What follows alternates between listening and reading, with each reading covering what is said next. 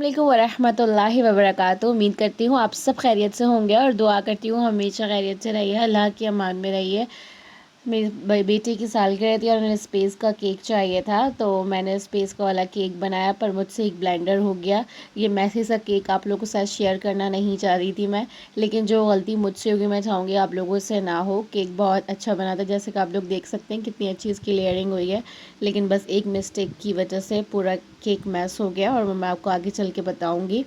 तो आप लोग ऐसी मिस्टेक बिल्कुल भी नहीं कीजिएगा। सबसे पहले मैं आपको इसकी स्पंज की रेसिपी बता देती हूँ। ये स्पंज बहुत आसान है, मैं बहुत बार बना चुकी हूँ, रेसिपी मुझे इसकी रट चुकी है। आप आंखें बंद करके इस पे यकीन एतमाद कर सकते हैं और बहुत ईजी सी है।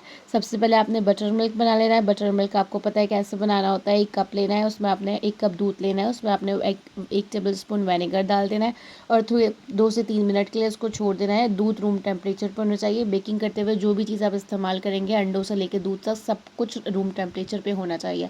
तो ये बटर मिल्क है। बटर मिल्क के बाद हमने इसमें 2 कप शुगर डाल दी। इन सब चीज़ों की रेसिपी क्वांटिटी मैं आखिर में लिख दूँगी स्पंज की। उसके बाद हमने एक एक करके इसमें अंडे डालेंगे, इसको भी अच्छे से मिक्स करेंगे। हैंड बीट से आप मिक्स कर सकते हैं। अगर आप मशीन वाला बीटर यूज़ करना चाहते हैं तो वेल एंड गुड, आप यूज़ कर सकते हैं। उसके बाद हमने लिया है 2 कप मैदा। 2 कप मैदे में हमने डाला है 1 टेबल स्पून बेकिंग पाउडर और half tea spoon baking soda. और बेकिंग पाउडर बेकिंग सोडा को विनेगर डाल के टेस्ट कर लिया करें। वो भी टेस्ट मैंने लास्ट वीडियो में आई थिंक मैंने शेयर किया था, नहीं तो मैं आपको टेस्ट कर बता दूंगी किस तरीके उसको डालना होता है। और 3 टेबल स्पून मैंने इसके बाद डाला है कोको पाउडर और फिर मैंने डाला है इसके बाद 1 कप 180 ml हॉट वाटर। इन सब चीज़ों को अच्छे से ब्लेंड कर लेंगे। ये बहुत सिंपल बहुत आसान केक है। रेसिपी आप एंड में लिखी हुई है, आप उसको नोट कर लेंगे तो आपके लिए बहुत आसानी होगी। और तो ये बिल्कुल अच्छे से स्मूथ सा ब्लेंड हो गया। अब केक पैन हमारा रेडी था, इसमें हमने केक पैन में उसको डाला और उसको 45 मिनट्स के लिए 180 डिग्री पे बेक कर लेंगे। तो ये 45 मिनट्स के बाद हमने उसको निकाला। ये इसका टेक्सचर था। इसका हमने बेकिंग पेपर हटाया, तो आप लोग देख सकते हो कितना अच्छा स्पंज तैयार है। इस तरीके के मैंने 2 स्पंज बनाए थे क्योंकि मुझे टॉल केक चाहिए था, तो इस तरीके मैंने 2 स्पंज और इस तरह से 4 लेयरिंग्स हो गई थी। तो ये इसकी वो है, आप लोग नोट कर लीजिएगा, स्क्रीनशॉट ले लीजिएगा, तो आप लोगों के लिए आसानी होगी। फिर उसके बाद हमने यूज़ की व्हिपिंग क्रीम। ये मेरे पास 1 लीटर के जितनी व्हिपिंग क्रीम थी, पूरी तो इसमें नहीं यूज़ हुई थी, आधी मैंने 500 ml यूज़ करी थी। उसको 3 से 4 मिनट बीट कर लेंगे। 7 मिनट व्हिपिंग करते हुए घबराया नहीं करना, डिपेंड करता है आप कौन सी क्रीम यूज़ करते हैं। व्हिपिंग करते वक्त डिपेंड करता है, व्हिप जो क्रीम होती है उस पर डिपेंड करता है आपकी कंट्री का टेम्परेचर क्या है। आपकी क्रीम बिल्कुल चिल होनी चाहिए, बिल्कुल ठंडी होनी चाहिए। अगर बहुत ज़्यादा ठंडी होगी तो जल्दी विप हो जाएगी। और विप करते हुए आपने बस बात का ख्याल रखना है कि जब कम्प्लीटली विप आपकी क्रीम जब होगी, जब आप इस तरह से आपको पैटर्न दिखने लग जाए, तो इसका मतलब है आपकी क्रीम विप हो चुकी है और अब बस आप उस केक मैक्स करने के लिए बिल्कुल रेडी है। और अगर आपकी कंट्री का टेम्परेचर हॉट है तो आप नीचे इसमें आइस पैक्स रख के भी उसको विप कर सकते हैं। और ओवर बीट नहीं कीजिएगा, ओवर बीट जब हम कर लेते हैं तो क्रीम फट जाती है। मैंने इसके लिए कॉफ़ी फ्रॉस्टिंग तैयार करनी थी, तो वनीला क्रीम को मैंने विप कर लिया आइसिंग शुगर डालकर। उसके बाद फिर मैंने यहाँ पर 1 टेबल स्पून कॉफ़ी को 2 टेबल स्पून वाटर पानी में डाल के डिज़ोल्व कर लिया था और फिर मैंने इसको इसमें डाल दिया और फिर मैं इसको बीट कर रही हूँ क्योंकि मुझे कॉफ़ी फ्रॉस्टिंग बनानी थी। उसके बाद ये मैंने केक का स्पंज निकाला जो कि बिल्कुल चिल है।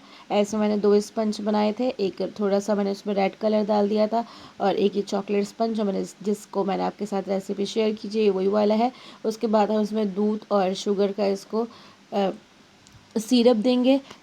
उसके बाद ये हमारी क्रीम रेडी है, इसको अच्छे से फ्रॉस्ट कर लेंगे। केक बिल्कुल आपका चिल होना चाहिए, नहीं तो फ्रेश क्रीम अगर आप गरम केक पे लगाएंगे तो सारी मेल्ट हो जाएगी और आपकी सारी मेहनत पानी में जल जाएगी। टेम्परेचर का फ्रेश क्रीम के लिए बात बहुत ख्याल रखें। हमारे पास गर्मी थी और ये फ्रेश क्रीम का केक था, तो मुझे बहुत प्रॉब्लम इसको सेट करने में। बीच में से मैंने इसकी लेयरिंग काट दी। लेयर काटने के बाद मैंने इसको बीच में इसका केक लगाया, वो फ्रॉस्ट किया। फ्रॉस्ट करने के बाद हम इसकी दूसरी लेयर लगाएंगे और फिर इसमें भी दूध वाला सिरप इसको थोड़ा सा पिलाएंगे, दूध और शुगर का सिरप। और फिर इसी तरह जो हमारे पास दूसरा स्पंज रखा हुआ है इसको भी बीच में से 2 करेंगे और यही प्रोसेस इसके साथ भी रिपीट करेंगे। ये कॉफ़ी फ्रॉस्टिंग है।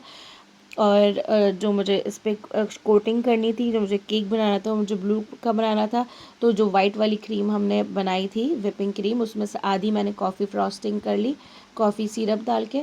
और आधी मैंने उसको ब्लू वाली रख दी। केक में क्रम कोट करने के बाद उसको मैंने 10 मिनट के लिए फ्रिज में रखा ताकि थोड़ा सा सेटल हो जाए, क्योंकि यहाँ पे गर्मी हो रही थी। केक बोर्ड पे मैंने यहाँ पे ऐसे पेपर लगा लिया था ताकि इसको निकालने में आसानी हो, और जो मैसो है वो पेपर ही मैस होगा और आप इसको निकाल के ईजिली कर सकते हैं। मेरे पास ब्लू कलर है क्योंकि मुझे ब्लू कलर का केक चाहिए था।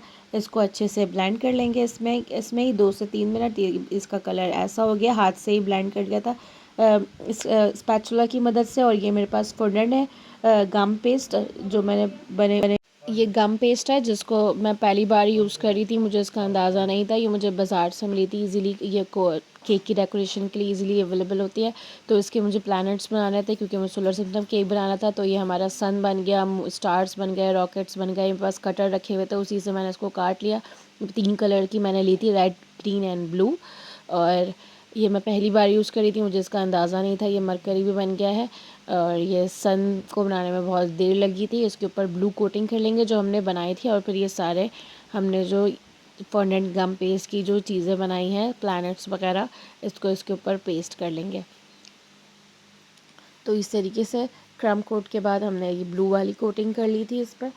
और चूँकि यहाँ पे समर है तो उसको सेट होने में बहुत टाइम लग रहा था, बार बार मुझे फ्रिज में भी रखना पड़ा था। फ्रिज में रखने के बावजूद भी ये बार जब मैं इसको सेट ही करी कितनी देर में ये पिघल जा रही थी। तो फ्रेश क्रीम के साथ यही मसला होता है। तो मुझसे गलती क्या हुई इस केक में, सब कुछ बहुत अच्छे बन गया, प्लैनेट्स वगैरह सब कुछ। तो मुझसे गलती हुई कि मैंने उसको रात में बनाकर फ्रिज में ऐसे ही रख दिया और फिर हमने इसको कट किया। 10 बजे हम बाहर चले गए थे। तो जब हम बाहर आए तो जब मैंने देखा तो जो फोंडेंट और गम पेस्ट मैंने लगाया, जिसको मैं पहली बार यूज़ करी थी, मुझे इसका अंदाज़ा नहीं था। तो इसने सारा पानी छोड़ दिया था और ये सारा केक आप लोग देख सकते हो यहाँ से बिल्कुल डैमेज हो गया और मैसी सा भी लग रहा है बहुत ज़्यादा। मुझे बहुत शर्मिंदगी हुई थी, मैं टेबल पर रखना नहीं चाह रही थी, पर मेरे बेटे ने नहीं मम्मा इट्स वेरी नाइस, मम्मा it's very nice, don't worry, I will cut the cake and it's very nice. और मेरी 5-6 घंटे की मेहनत तो छोटी सी गलती की वजह से सब ज़ाया हो गई थी। हालांकि स्पंज बहुत अच्छे थे, टेस्ट बहुत अच्छा था, लेकिन बस देखने में थोड़ा सा मैसी लग रहा था। आप लोग से शेयर करना था, अगर आप फॉन्डेंट और गम पेस्ट जो भी यूज़ कर रहे हो डेकोरेशन के लिए, तो आप बस उसकी चीज़ डेकोरेशन की बनाकर साइड पे रख लो। तो जब आपको केक कट करना हो तो उसी टाइम पे आप उसको असेंबल करके और उसको बस निकालो।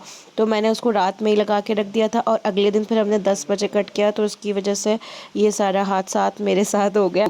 तो आप लोगों ने भी ख्याल रखना है कि इस तरीके से नहीं करना।